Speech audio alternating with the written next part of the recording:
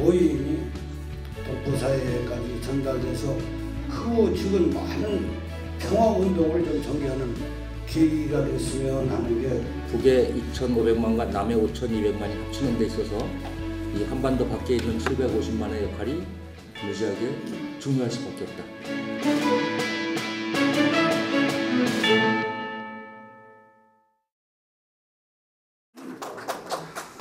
예, 안녕하세요. 저는 뭐 통일 전문가가 아니고 미주 한인 사회, 특히 차세대에 대해서 관심이 많은 사람으로서 그 미주 한인들의 역할에 대해서 제가 고민을 하고 거기에 대해서 여러분들과 한번 의견을 나누고자 합니다. 대부분의 미주 한인들은 뭐 초기 이민자들은 1903년부터 뭐 1950년대 한국 전쟁 이후부터 제2 시기가 있었고, 지금 미주 한인의 인구가 1970년도에 7만 명이었던 것이 지금 2018년 정도에서 한 200만 정도로 증가했습니다. 그래서 7만 명에서 200만 명이라는 증가는 바로 1970년대 이후 대부분의 한인들이 미주 지역으로 이주를 했는데, 그 이유를 살펴보면 이렇게 큰 그림을 볼 수가 있겠습니다. 1945년 한반도가 이제 분단 국가가 되죠. 남쪽은 군정, 미군정, 북쪽은 소련군이 진군하면서 그것이 이제 분단 국가가 막 형성되고, 분단 국가가 되면서 양쪽 남북한이 모두 독재 정권이 수립됩니다. 그래서 북쪽에서는 남쪽에서 쳐들어온다.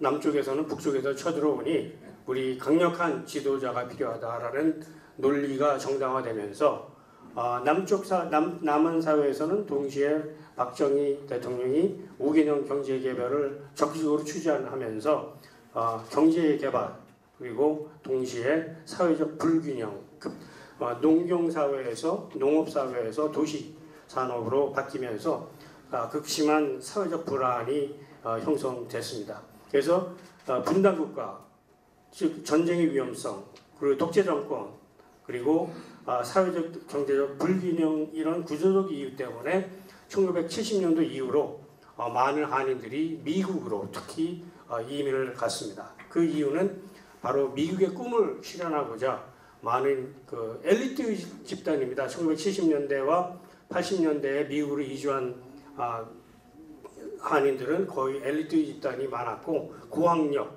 그 엘리트 집단이라는 것이 특징으로 특히 이제 미주 한인들은 1970년부터 90년 한 20여 년 동안 사실 미국의 꿈이라는 것을 이루고자 열심히 일을 했고, 하루에 10시간, 12시간, 16시간, 어떤 분은 20시간씩 일을 했습니다. 그것은 바로 미국의 꿈을 실현하고자 했고, 그 이유 중에 또 하나는 자녀들을 탑 유니버시티, 명문대학교에 진학시킨다는 그런 꿈이 있었기 때문에 한인들이 열심히 일을 했습니다. 그러나 1992년 4월 29일 엄청난 충격에 휩싸입니다. 바로 우리가 알고 있는 4.29 폭동 또는 LA 폭동. 이 폭동으로 그때 약 그 손실이, 경제적 손실이 총 규모로 $1 billion, 그 중에 40%를 우리 한인들이 손실을 입었습니다. 40%. 그러니까 $400 million. 엄청난 피해죠. 한 단일 민족으로 폭동으로 인해서 40%의 손해를 감수하는 그런 엄청난, 그리고 이제 동시에 정신적 충격. 그것은 무슨 얘기냐면 어떻게 미국에서 이러한 일이 발생할 수 있을까라는 그런 정신적인 충격. 그 이제 요즘 말로 뭐 Post Traumatic Stress Syndrome이라고 해요. PTSS라고 그러는데 거기에서 이제 많은 분들이 헤어나지 못한 경우도 있고, 또 미주류 언론에서 한인 상인들이 피해자임에도 불구하고 오히려 가해자로 왜곡 보도하는 그러한 해프닝이 있었는데, 여하튼 이 LA 폭동 또는 4.29 폭동으로 인해서 엄청난 피해를 당했지만 동시에 많은 교훈을 얻는 전환점이 되고 있습니다. 그 전까지만 해도 미국 사회에서 한인의 존재는 없었습니다. 거기서 그 전에는 미국인들이 우리 같은 사람을 보면 Are you Chinese? No. Are you Japanese? No. 그러면 Are you Filipino? No. 또 What the heck are you? 이런 Korean이라는 단어는 나오지 않았어요. Nobody knew. We are invisible. Invisibility.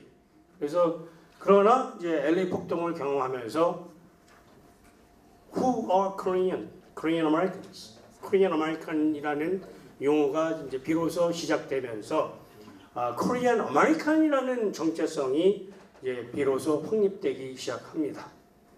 그 전에는 We are Korean, 한국인. 그러나 4.29 폭동 이후로 우리의 미래는 어떻게 우리가 스스로 정리를 해야 되냐 하는 관심사가 생기면서 Korean American이라는 그런 새로운 정체성이 생기면서 동시에 이제 정치력 신장의 필요성을 깨달은 거죠.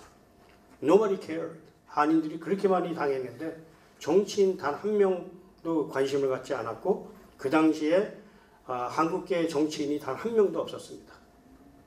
왜냐하면 모든 사람들이 경제적 성공에만 치중하고 있었기 때문에.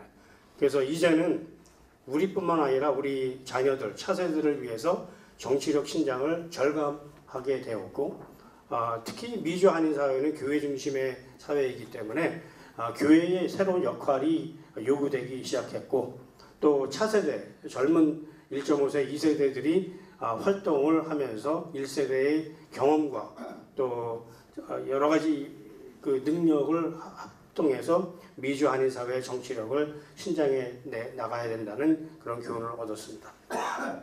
그 중에서 가장 중요한 교훈은 바로 미국 같은 다인종 다문화 사회에서, 다민족 사회에서 우리가 고립되지 않고 더불어 함께 살아가야 한다는 그런 지혜를 배우게 됩니다.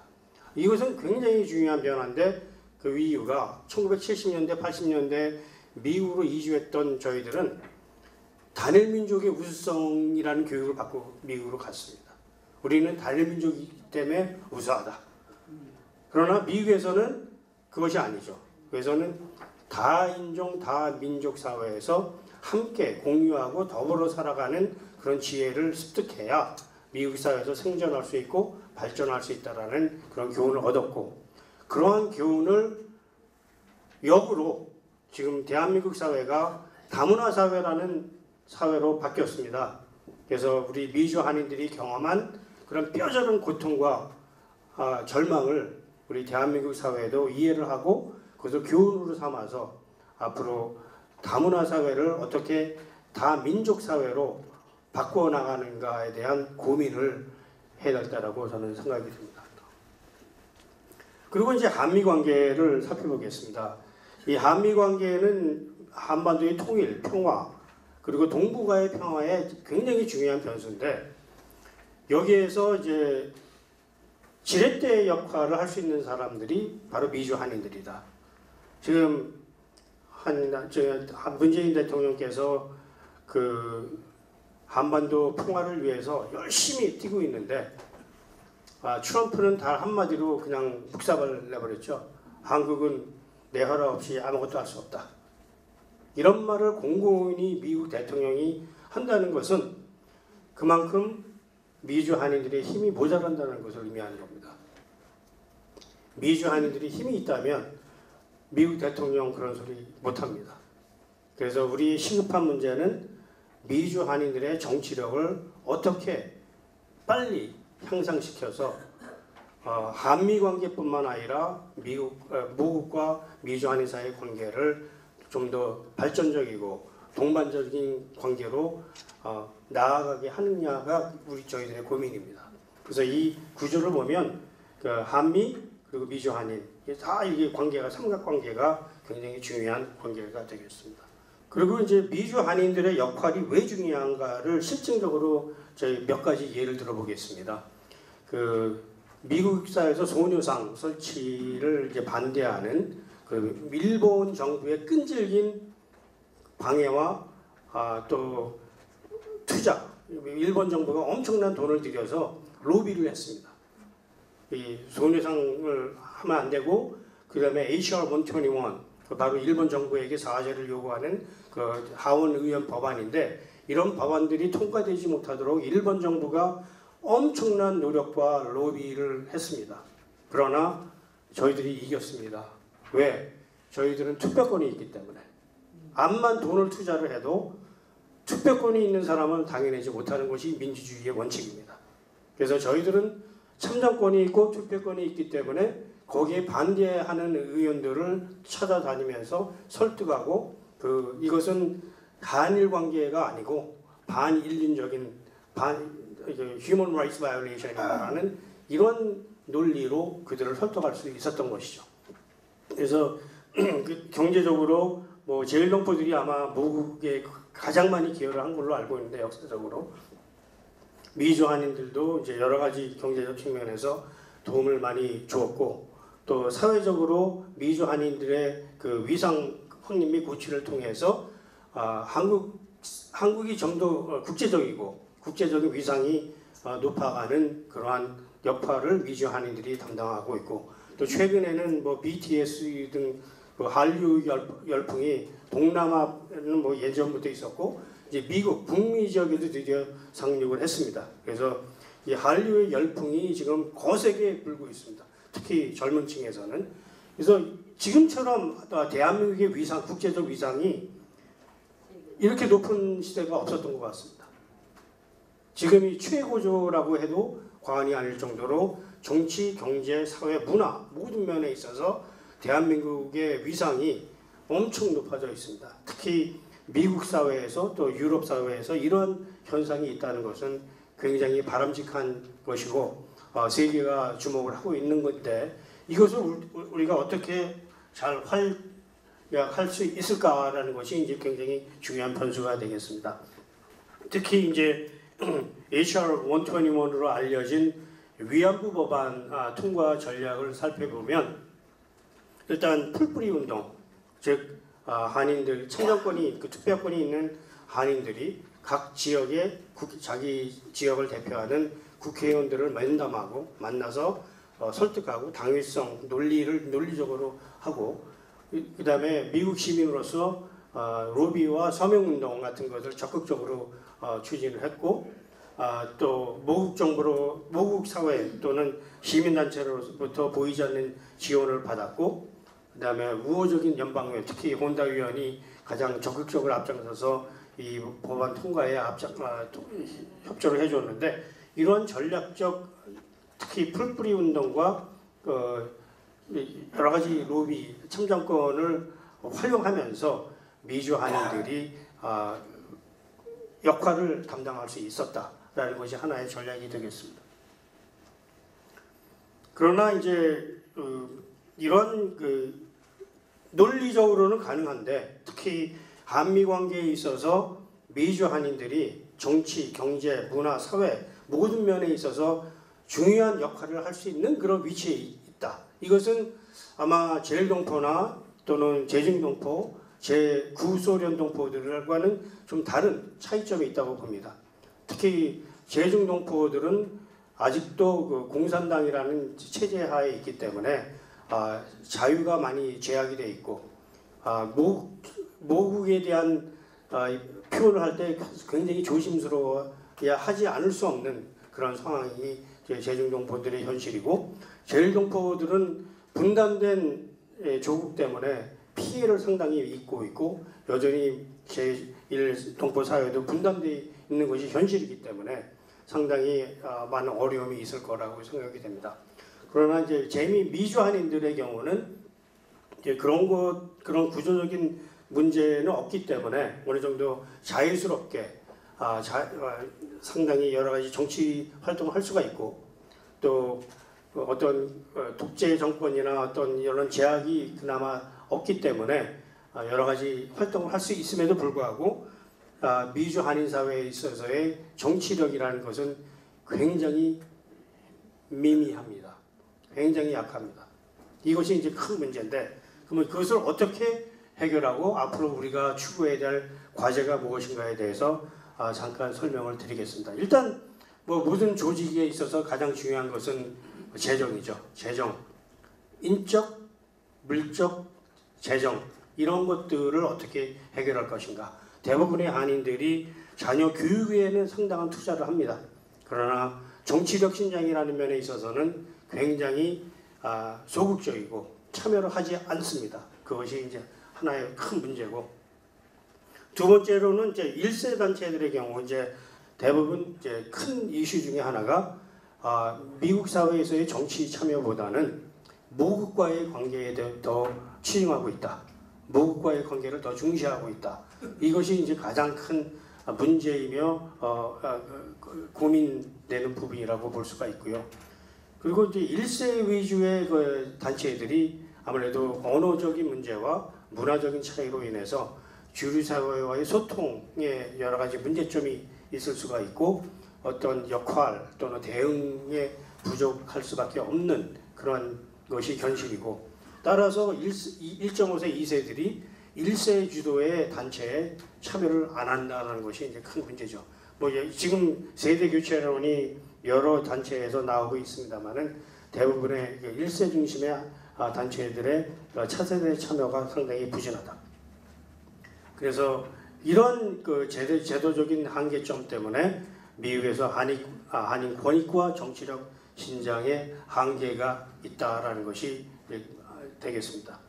그리고 이제 한미 관계의 동반자적인 관계 설정에 중요한 역할을 해야 되는데, 그것을 어떻게 할 것이냐, 어떻게 할 것인가, 그런 과제가 있고, 그리고 이제 저는 요즘 굉장히 저 개인적으로 저 연구소에서 관심을 갖고 있는 분야가 제일 마지막 분야입니다.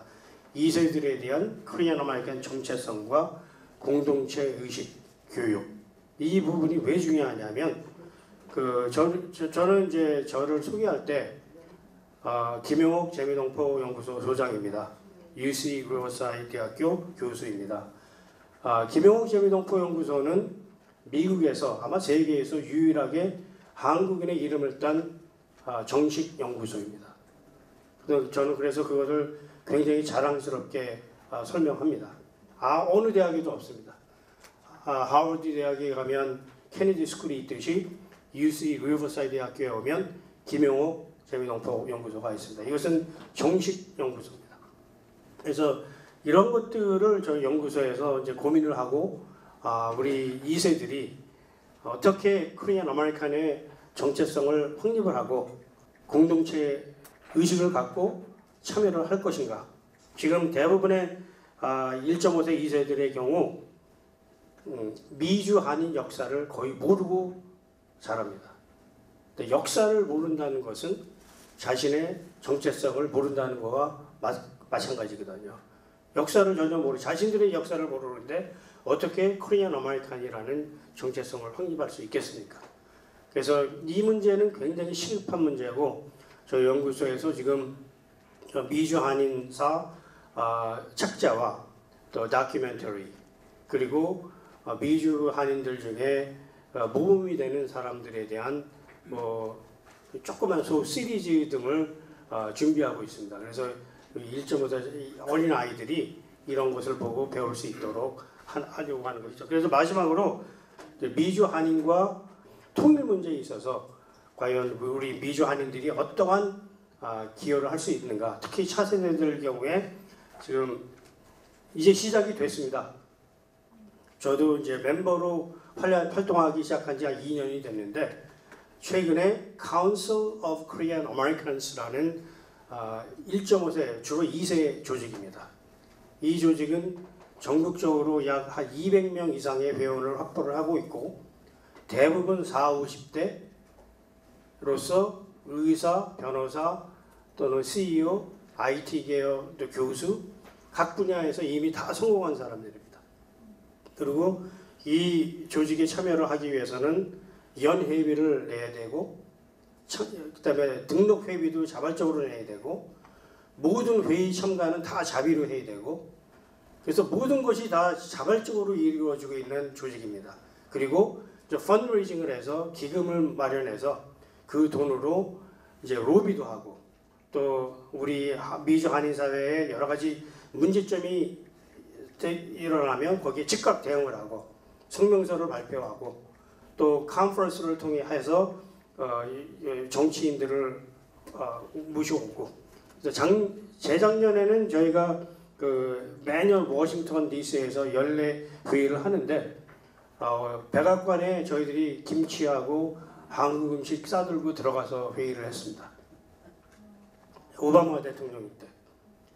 그게 무엇을 의미하냐면 그만큼 미 정치 또는 백악관에서 워싱턴 DC에서 코리안 아메리칸의 존재를 각인하기 시작했고 인정하기 시작했다는 것을 의미하는 겁니다. 그것은 뭐 1세들이 하기 힘든 일들이에요. 그런 것들은. 근데 2세들이기 때문에 가능한 거고 그들이 각 분야에서 두각을 나타내는 2세들이 굉장히 많습니다. 근데 문제는 각 개별로는 다 성공하는데 함께 못하는 것이 가장 큰 고질적인 병폐였거든요. 그러나 이제 조직을 통해서 우리는 같이 하고 같이 공동체 의식을 갖고 우리 미주 한인들의 위상을 높이고 정치력을 높이고 그렇게 하는 것이 통일에 기여하는 것이다. 그렇게 하는 것이 한국 사회의 민주화 그리고 여러 가지 국제적 위상을 높이는데 기여하는 것이다. 예전에 그 초기 1900년도 초와 1차 세계대전과 2차 세계대전 때 젊은 미주 한인들이 미군에 많이 입대를 했습니다. 미군에. 그 이유가 뭔지 아세요? 바로 미군에 입대를 해서 전쟁하는 것을 배워서 독립전쟁을 하려고 그 목적이 그거였습니다. 독립전쟁을 하려고 미군에 입대를 했습니다. 제1차 세계대전, 제2차 세계대전.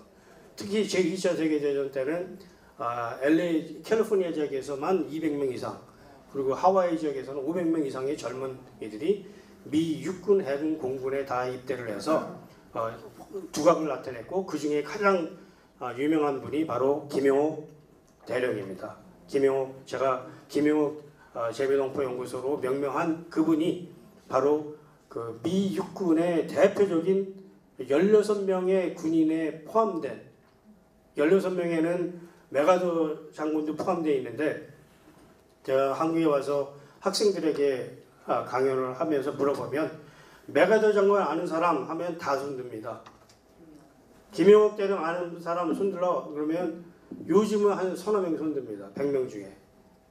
예전에는 한 명도 안 들었어요. 그것이 대한민국의 슬픈 교육의 현실입니다. 메가더 장관은 우상화하면서 김영옥 대령은 전혀 모르는 김영옥 대령은 메가더 장군보다 저는 훨씬 훌륭한 사람이라고 생각이 됩니다. 왜냐하면 그는 전쟁 영웅일 뿐만 아니라 인도주의자로서 사회적 약자, 여성, 입양아, 고아들을 위해서 평생을 싸우고 봉사한 그러한 위대한 영웅입니다. 그래서 이런 분들을 우리가 후세에게 알려야 됩니다. 차세대에 알려야 됩니다. 그래서 그들이 코리안 아메리칸으로서의 그 자긍심을 갖게 하고 확고한 정체성을 갖게 하면서 그들이 공동체로 형성을 해서 참여하는 의식을 갖게 하는 거죠. 정체성이 없으면 참여 안 합니다. 거기 내가 뭐 할게요?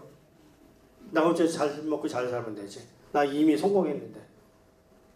이런 것들을 우리가 좀 고민하면서 우리 미주 한인 사회, 또 여러분들이 이제 미국뿐만 아니라 세계, 일본, 중국, 아르헨티나, 캐나다 여러 곳에서 오셨기 때문에 제가 제일 아는 분야가 미주 한인 사회이기 때문에 미주 한인 사회 중심으로 말씀을 드렸습니다만은 아마 비슷한 점도 있을 것이고 다른 점도 있을 겁니다. 그래서 여러분들도 여러분들의 역사적 그런 그 고찰에 맞춰서 좀 고민을 하면서 미주 한인들의 경험을 여러분들이 살고 있는 사회에 적응시키고 어떻게 배울 점도 있고 아니면 전혀 맞지 않는 분들도 부분도 있을 것이고 그런 것들을 하면서 우리가 좀 더 고민을 해봤으면 하는 바람입니다. 감사합니다.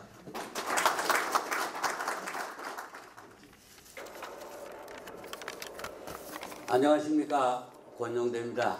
일본에 사는 사람으로서 작금의 문 대통령께서 이루어낸 성과에 대한 평가라기보다는 일본 사회 교포들이 어떻게 보고 왔는지 어떻게 느꼈는지에 대한 상황을 말씀드리고 그 다음에 제일교포가 그러면 이 남북 통일을 위해서 또 남북 평화를 위해서 뭐를 어떻게 할 것이냐 하는 것에 대한 약간의 제안을 드리고 제 말씀을 맺고자 합니다.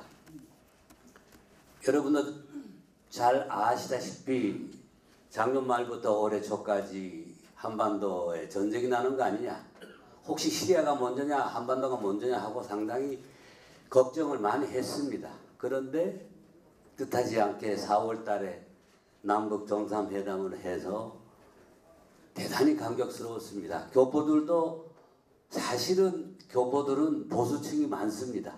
그럼에도 불구하고 이 남북 화해라는 쾌거에 대해서 상당히 박수를 많이 보냈습니다. 그렇게 다정하게 형식적이지 않는 남북 정상이 어깨를 맞대고 친하게 보이는 게 참 보기 좋았습니다. 해외에서 누구보다도 통일을 원하는 우리 제일 한국인으로서는 아주 보기 좋았습니다. 그 덕에 일본 사회, 특히 여러분도 잘 아시겠습니다만 아베 신조 수상은 아주 한국을 무시해 왔습니다. 그리고 무시한다는 얘기는 제일동포의 입지가 상당히 서늘했고 상당히 입지가 약해질 수밖에 없었습니다. 그런데 남북 정상회담 이루고 나서 북조 정상회담을 만들어낸 걸 보고 아이고 나도 한국하고 대화를 해야 되겠다. 대화 안 하겠다고 버티는 사람이 지가 먼저 대화하겠다고 나섰습니다. 그리고 미국도 마찬가지였습니다. 그건 여러분 다 아시지 않습니까? 중국도 마찬가지요. 러시아도 마찬가지요. 나가 우리하고 대화를 하자. 얼마나 좋았습니까? 감격스러웠습니다.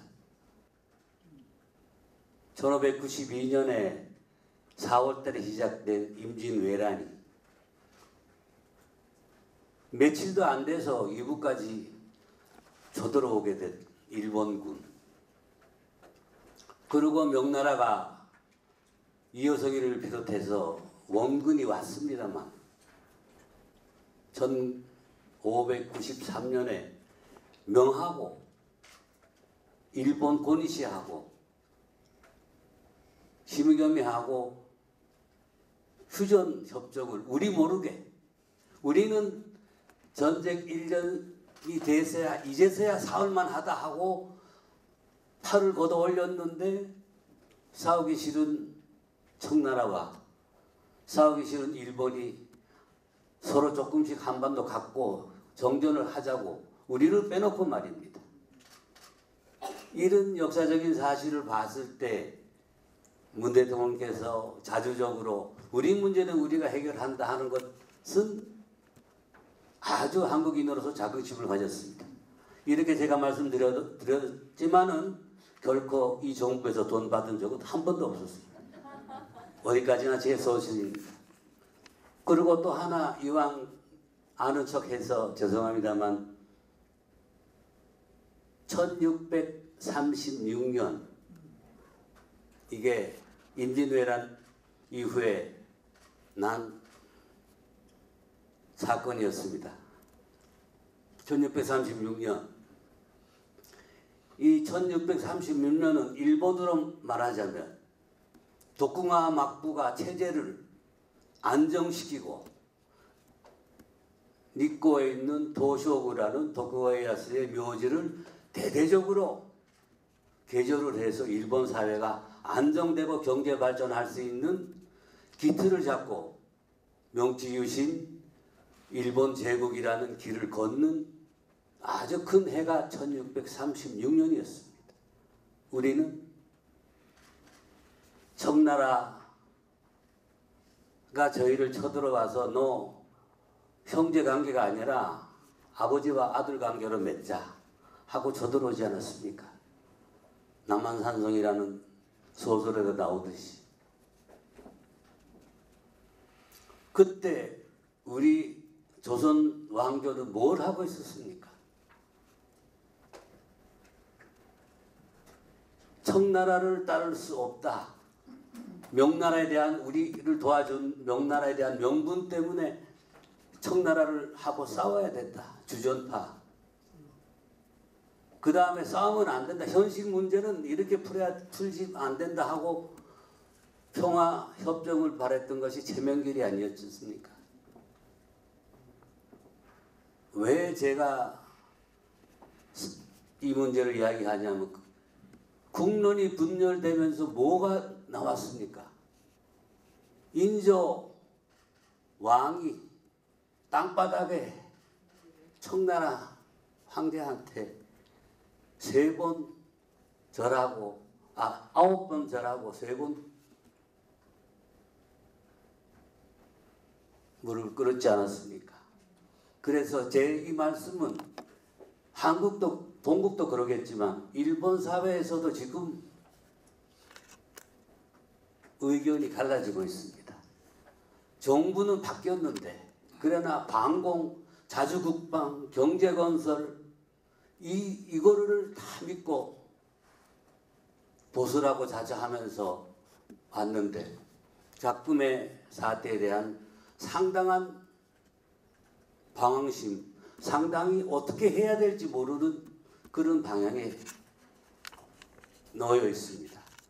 이걸 어떻게 할 거냐? 그러면 지금 평통이나 교포 해외 교포재단이 뭐를 어떻게 하고 있습니까? 지금 정부의 성과를 홍보하는 차원에서만 행사를 하고 있는 듯합니다. 제가 잘못 알았는지도 모르겠습니다만 그렇다면 홍보하는 것도 중요하지만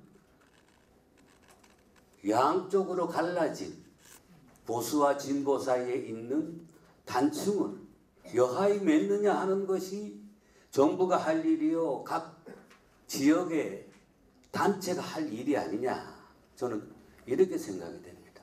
그래서 제1동포 사회의 이제 제일 큰 거는 아까 정몽주 부단장님께서도 인사 말씀이 있듯이 제1사회에서는 민단이 가장 큰 조직으로 되어 있습니다. 거기에 한인사회라는 새로운 조직도 생기고 여러 가지 작은 조직이 있습니다. 그러나 뭐니 해도 민단이 일본 사회에서 대한민국을 대표해왔고 대한민국의 위상을 올렸고 본국에 대한 많은 투자, 본국에 대한 사랑을 투자라는 표현으로 했기 때문에 민단이 대한민국의 정통성 있는 적자입니다. 그렇다면 민단이 해야 할 일이 뭐냐? 보수와 진보를 아우르는 문제를 최우선으로 해야만이 이것이 한반도 평화를 위해서 우리가 기여할 수 있는 길이 아니냐 라는 제안을 드리고 싶습니다. 따라서 동포재단도 평통도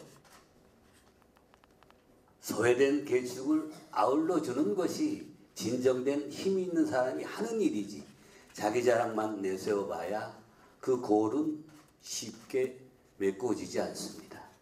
그리고 두 번째로 말씀드리고자 하는 것은 그러면 일본에는 민단이 있고 대한민국을 대표하는 민단이 있고 또 하나 이북을 대표하는 조청년이 있지 않냐? 그러면 왜 본국에서도 이렇게 화합 무드로 가는데 니네는 뭐 하고 있느냐? 라는 의견이 본국에 있다는 것도 알고 있고 저보고 이 자리에서 갑자기 이 자리에서 이야기하라고 한 의도도 그거를 추진하는 말을 하기를 기대를 했었을지 모르겠습니다만 일본은 일본 나름의 사정이 있기 때문에 그 사정을 여러분도 이해를 하시면서 민단이 조정하고 협조하라 화해해라 하는 말을 할 수 있으리라고 생각해서 말씀드리겠습니다. 첫째, 민단은 어디까지나 민간이 만든 단체입니다. 조정료는 노동당 지령을 받는 조직입니다. 따라서 민간과 공적인 조직 사이에는 여러 가지 참여상의 문제가 있습니다. 예를 들자면 일본인을 납치했을 때 결코 납치한 적이 없다 하고 조정령은 그렇게 발표를 했습니다. 그러나 김정일이가 납치했다 그러니까 응 했다 하고 이야기할 수밖에 없고 핵이 없다 그래 놓고 핵이 있다고 이야기하는 핵은 그렇기 때문에 대화하기가 쉬운 문제가 아닙니다. 이 민단과 조청론의 조직의 차이 그런 것은 얼마 전까지 조선장학회라는 일본과 한국과 이북 세 개 단체가 조선장학회라는 것을 일본에서 만들고 있습니다. 거기서 한국 측 대표로 있었던 전몽주 부단장한테 그 조총련하고 대화하는데 어떠한 어려움이 있는가라는 건 꼭 물어봐 주시면 현실적으로 아주 좋은 답이 나올 수 있으리라 생각이 됩니다. 세 번째는 한때 민단이 진보계통이랄까 조총련계에 속한 단장이 탄생을 한 적이 있습니다. 그때 일본 사회는 상당히 반발을 많이 했습니다. 일본 정부와 일본 국회의원들이 우리하고 동지인 줄 알았더니 너는 갑자기 조종하고 해서 이북 편이 드는 거냐 하고 이제까지의 우정을 깨겠다 하는 일본 사람, 일본 사회, 일본 정부가 상당히 그런 의견이 많았습니다. 그래서 본국 사람들은 화해를 기대를 하지만 그러한 일본 사회에 있어서의 일본 사회와 민단 관계, 조정하고의 관계 때문에 그러한 대화를 쉽게 못하는 측면이 있습니다. 그러나 이런 이유 때문에 하지 말라는 거냐? 그건 아닙니다. 왜? 이 나라 이 정부가 했듯이 4월 달에 문 대통령과 김정은이가 만났을 때에 그냥 만나자 하고 전화해서 만나진 건 아니지 않습니까? 문밑 작업을 하지 않았겠습니까? 그 작업을 아마 민단 조직이 안 할 리가 없을 것입니다. 그렇게 해서 어느 땐가에 4월달 남북 정상회담까지 깜짝 쇼가 나올지도 모릅니다. 그러나 본국에 계신 분들은 이 새끼들 지원금까지 받아먹고 그런 것도 안 해 라고 하지 마시고 지금 제가 말씀드린 그런 내용을 이해를 하면서 민단을 다그치거나 또 지원을 해주거나 해주시면 좋은 성과가 나지 않겠냐 하는 것입니다. 마지막으로 제일 교포사회가 할 수 있는 역할이 뭐냐? 일본 사람한테 아까 말씀드린 한국 사람은 이러이러한 어려운 여건에서 이렇게 견뎌왔다. 한반도에서 수천 번의 전쟁을 헤쳐나오면서 했다 하는 역사적인 배경을 이야기를 하면서 문 대통령이 추진하고자 하는 한국 정부가 추진하고자 하는 내용을 일본 사람들한테 세세히 그 역사적인 배경이 무엇이며 이러한 것들이 왜 일어났는지에 대해서 설명을 해줌으로 해서 본국에 추진하는 정책에 대해서 이바지했으면 하는 마음을 가지고 이상 끝내겠습니다. 감사합니다.